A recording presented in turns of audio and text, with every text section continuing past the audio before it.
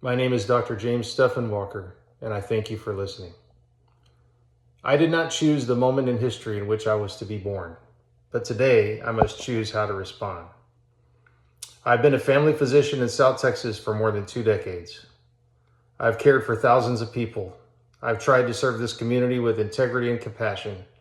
For most of my career, I've been a member of the Nueces County Medical Society and the Texas Medical Association. Today, I'm announcing my resignation from both organizations.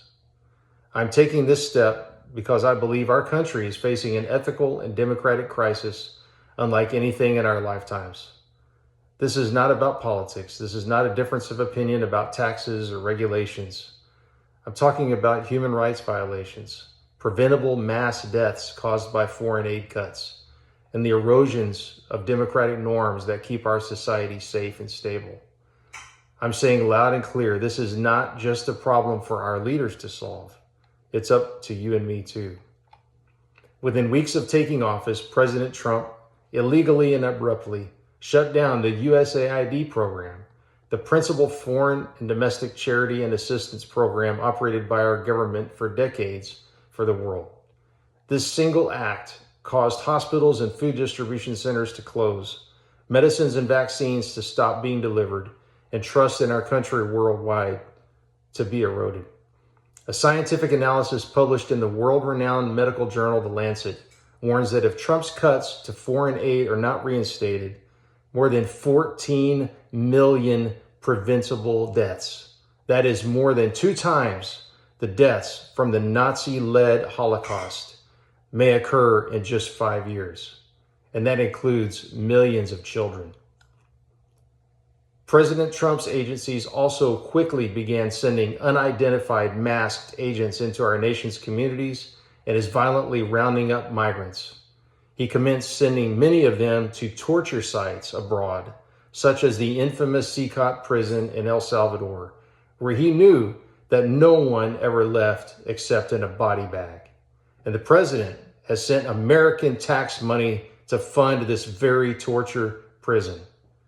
During transport, some migrants are being restrained in full-body devices where the person's body is wrapped with strong nylon cloth, metal chains, and straps into stressed positions where it is difficult to move or breathe, hands and feet bound, and at times hoods placed over the head. This itself is a form of torture, and some have been kept in these full-body restraints for the duration of transcontinental deportation flights lasting many hours. President Trump has overseen immense and ongoing financial, political, and military support to the nation of Israel in its annihilation of Gaza.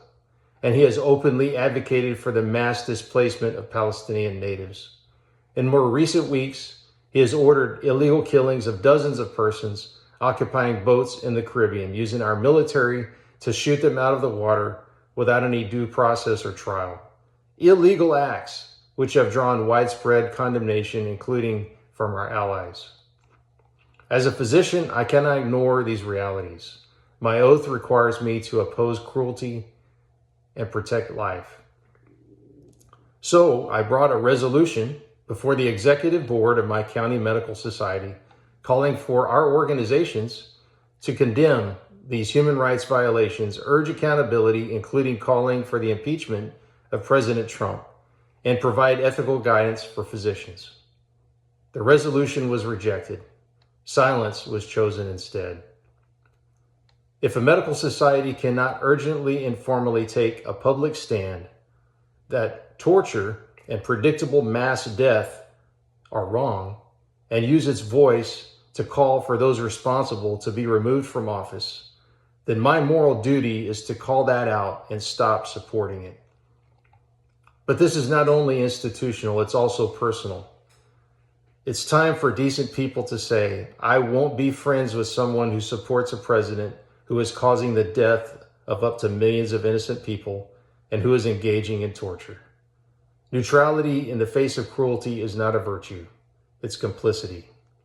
I have been personally putting a hard pause on close relationships with people in my life who, after honest conversation and clear evidence, still insist on supporting the president's heinous acts or who decline to take any stand on these things, and I would encourage you to do the same. You may feel powerless to do anything about any of this, but I'm here to remind you of your power. You decide who you break bread with. You decide which organizations deserve your support. This is how movements begin. You are not powerless. You can speak. You can withdraw support from institutions and individuals who refuse to take a stand. You can decide that some lines cannot be crossed without consequences. This moment is one of those rare turning points in our life. Perhaps the most significant crisis of our era, and certainly the most important in my 50 years of life so far. We must either defend human dignity, the rule of law, and the vulnerable, or accept their destruction. I am taking my stand. I hope that others will too. We can still protect our country and our values, but only if we act now. Thank you.